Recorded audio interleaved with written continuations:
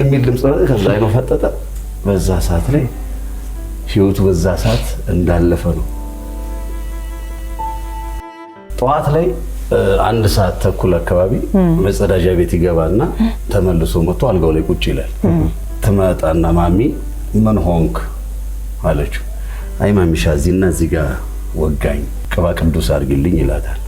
ከዛ ቅባ ቅዱስ ታደርግለታለች። በቃ አሁን ስልክ ይደወላል፣ የሥራ ስልክ መጣው ይላል። ልጅቷን ከዛ ቤት ያለችው አለች ሰናይት ልብስ አውጪልኝ ይላታል። ልብስ አውጪልኝ የቀረጻ ልብሶች አውጪልኝ ይላታል። እሺ ትልና እሷ ልብስ ልታወጣጣ ስትል አሁንም እሱ አልቻለም። ተመልሶ እንደ መተኛት ይላል። መጨረሻ ላይ ሲያቅተው ልጅቷ ነፂ ምን ላድርግልህ ምን ይምጣል ምናምን ትለዋለች። እንግዲህ ወደ ይሄ እንግዲህ የሚሆነው 5 ሰዓት አካባቢ ላይ እያየችው በቃ እሷን መቆጣጠር አቃታት። እሱ በቃ ጣር ነገር ላይ ነው። ከዛ እያለ እሷ እኔ የነፂ በእውነት በህይወት የሚያሳዝነኝ ሰው እንደዛ እያላት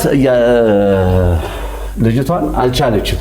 ለካ ነፂ ነፍሱ ልትወጣ አያት የሚል ድምጽ ከዛ አይኑ ፈጠጠ። በዛ ሰዓት ላይ ህይወቱ በዛ ሰዓት እንዳለፈ ነው።